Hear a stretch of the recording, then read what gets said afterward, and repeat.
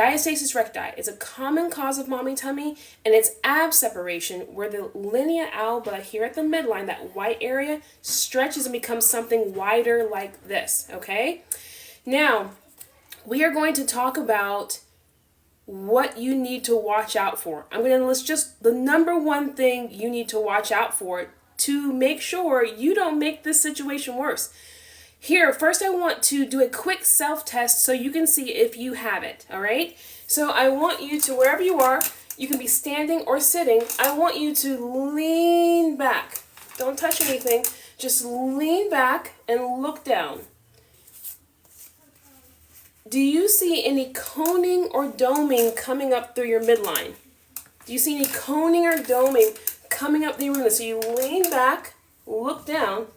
If you see coning or doming coming up through your midline, that is ab separation or diastasis recti. If you see that, please say me in the comments. Me in the comments. I want to know. Say me in the comments if you lean back and you look down and you see coning or doming coming up. Okay, Anna, Jessica, Michelle, Aline, I see a bunch of me's coming up.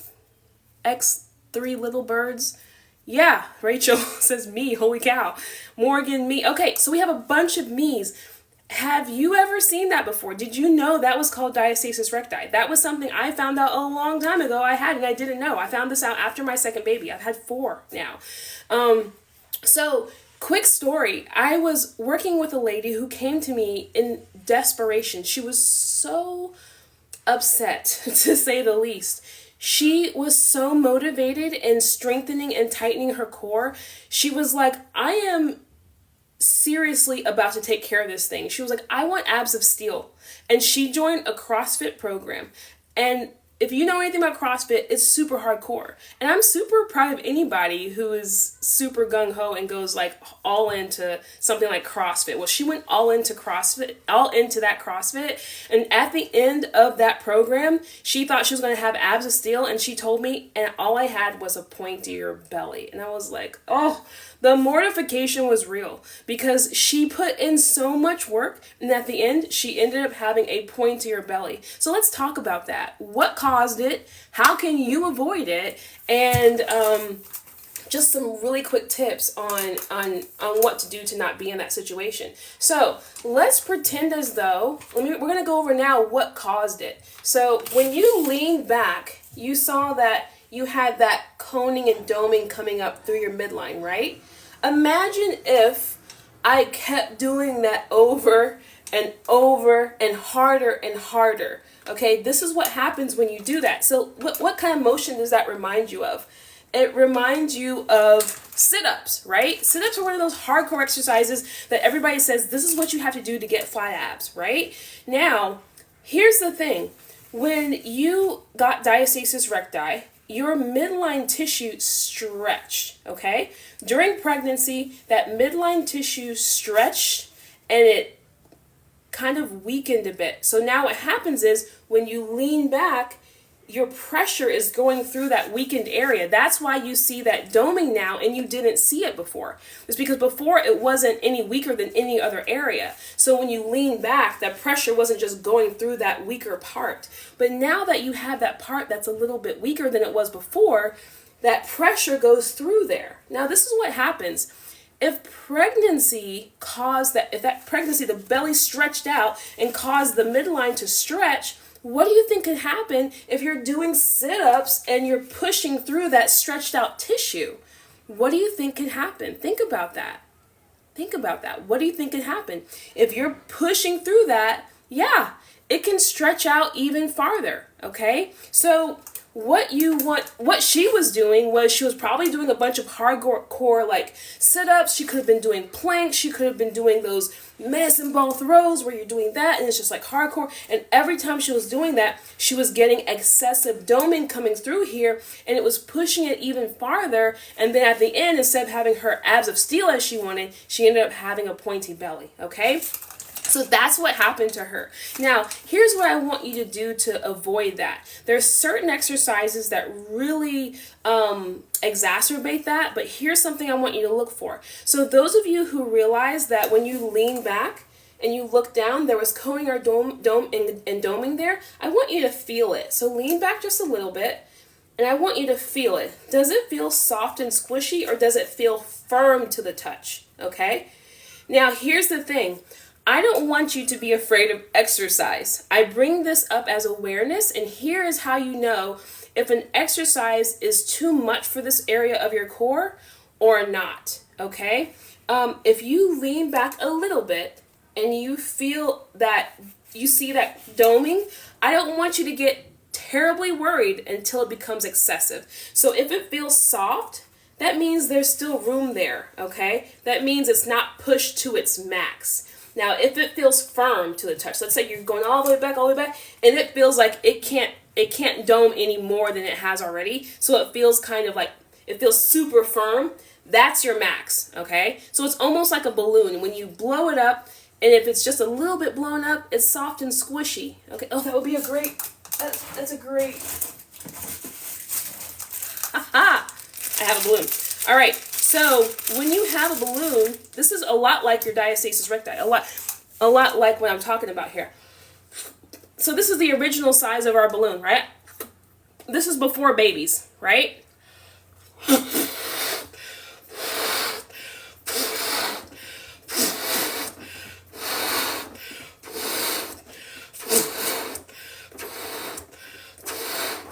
I'm going to fast forward this for the YouTube video because I will post this online. So when you fill up the belly, that was before babies. This is after, while you're pregnant, right?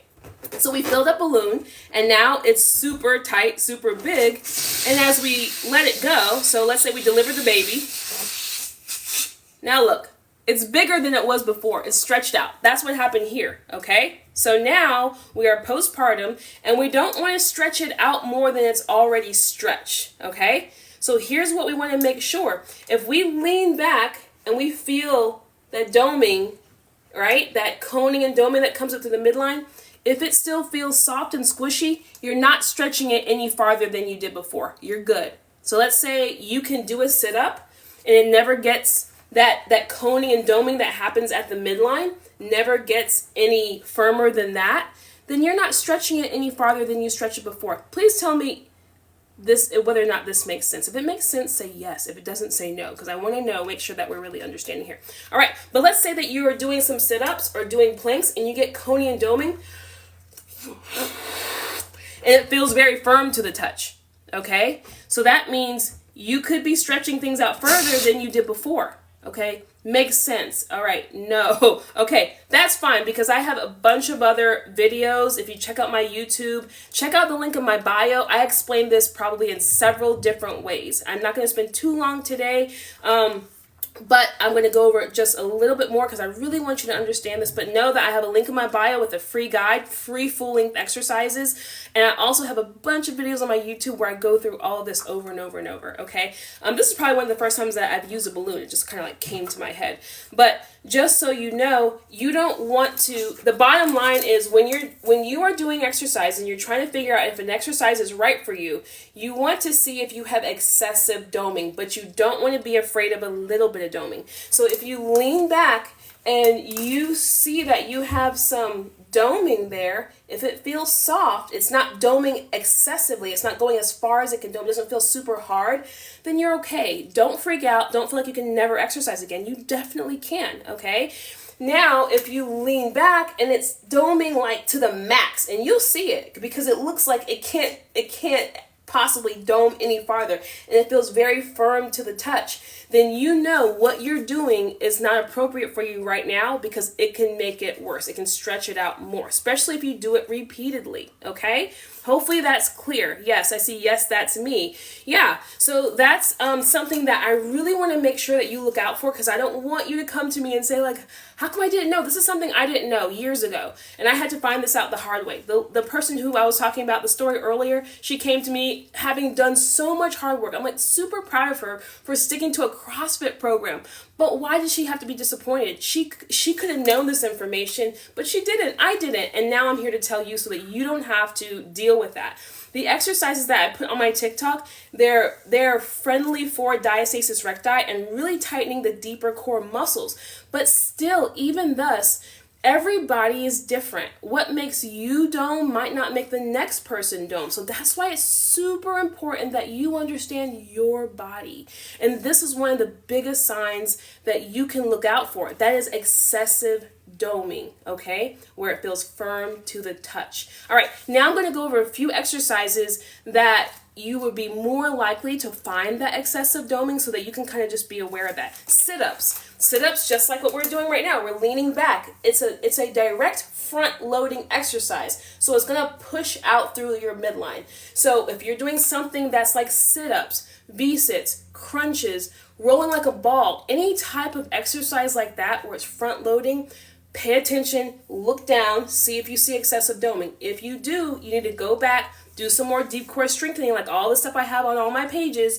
You need to do some deep core strengthening because you won't have that forever. As you get stronger, you'll be able to control the doming. The doming will lessen, the diastasis recti will lessen, the tummy tightening will happen, the strengthening will happen, but you have to get there, okay? And in the meantime, you have to know your body, all right? So anything sit up like. Another thing that you want to be careful for that's very common, planks. Push-ups. If you go down and do a plank, that is a front-loading exercise. If you see bulging and doming coming down when you are doing a plank, you need to modify that plank, okay? Here, I'm actually going to show you right now how you can do that. I'm going to just put you here against my wall. So instead of doing a plank where you're on the ground, bring it up to a higher surface, okay? So you start here to where you're not seeing any bulging or doming, and you can start up here doing your plank or even doing your push-ups, all right? When you graduate from there, go in the back of a chair. This is a windowsill. And do it from there, okay? So you want to, like if you're doing, like let's say you have your favorite YouTuber or something you like to follow, they're doing a plank, you don't have to skip it all together. Modify it. Like here's my bed. I can do a plank on the bed like this, okay? I can do it on the wall. Just whatever level you can do where you don't see excessive coning or doming. So that includes push-ups, mountain climbers, burpees, all those things. Modify it. Get it up on the wall, get it up on the bed, chair, whatever you gotta do, do it, okay? Let me think of another one. Even like, besides like front-loading exercises directly, there's some things that are kind of indirect, like doing standing exercises with weights. Or pull-ups. You do a pull-up and it still has to transfer a force through your core, okay? So if you do a pull-up and you look down, you see doming, you know you need to kind of back off a little bit, okay? If you're doing weights, I would prefer a lot of times instead of doing weights with both hands, do it with one hand. You can keep your hand on your belly, you can look down, and you can see if you have any excessive doming there, okay? So those are probably the main types of exercises I would look out for, but like I said, everybody is different, okay? Look for excessive doming. There are other things you want to look out for, but that's one of the biggest things because that's the thing that if you keep allowing that excessive doming, you can make the situation worse, and we don't want to do that, okay? All right, do we have any questions? What if you have a hernia? Same thing, because a hernia, an umbilical hernia affects the same area. So separation or diastasis recti is a stretching of this midline tissue to where it looks something like this. A hernia is where you have a hole, but they're kind of like they're affected in the similar way because if you do an exercise that causes excessive doming in this area because pressure is pushing through, if you have a hernia there, that pressure going through can make that hernia worse, okay? So you definitely don't want to see excessive doming if you have a hernia in that area, okay? So that's a great question. So different hernias in different areas are not going to be quite the same. So it just depends. Like if you have a hiatal hernia or something like that, you just still want, the whole bottom line is learning how to properly manage pressure in your core. I don't want to get too deep on that because this is like, that's why I have a whole course on this stuff because it gets really deep. But at the end of the day, you have to learn how to properly manage the core pressure. And I'll go through this one last exercise so that you can get an idea of what type of exercises are really helpful for the core and really helpful for managing pressure. It's just so you can kind of like understand that piece and understand how we can change that pressure management. Okay, let me I can do demo better than explaining it with this one, all right? So with that, with those of you who lean back and you saw that coning and doming, right? I want you to try something with me to see if we can't minimize that coning and doming. Here's the thing. When you're doing exercises like that, you're focusing on the rectus abdominis, the outer part of the core, and not really the deeper part of the core, the part that really wraps around and cinches you in. Okay? That's your deeper core muscle. Now, what I want you to do is I want you to engage the deeper core muscle with me right now. I'm going to show you just a really quick tip on how to do that. And then we're going to lean back to see if we see a difference, okay? You guys stay tuned with me, stay with me, because I want to see in the comments if you notice a difference. So first, let's try. Lean back, look and see that doming in the midline. If you have that doming, make note of it. Now, I want you to pretend as though this is I feel like my most relatable analogy. Pretend as though you're putting on a tight pair of jeans, all right? Now you're buttoning those jeans together, and then you're zipping up the zipper without trying to get your skin caught. So you tighten that whole area up, okay? Inhale, relax. Let's try that one more time because I want to make sure that you kind of got that with me, right? Now I want you to pretend as though you're putting on a tight pair of jeans. You're buttoning it up down low. Now you're trying to zip up the zipper without trying to get your skin caught. Now I want you to lean back a little bit. I want you to see, did that doming flatten out a little bit? If it did, I want you to say yes in the comments. I'm looking for it. I want to see. So, Olivia took one of my things. Yes. Okay, yes. That is because you are learning how to properly activate that deeper core muscle. That muscle flattens out your stomach, okay? That muscle pulls that midsection nice and taut instead of making it push out. That's the muscle that you need to be activating to help tighten that area up, as opposed to those sit-ups at first. Now, if you want to do sit-ups, that's great. I do sit-ups, okay? But you have to be able to manage that core pressure.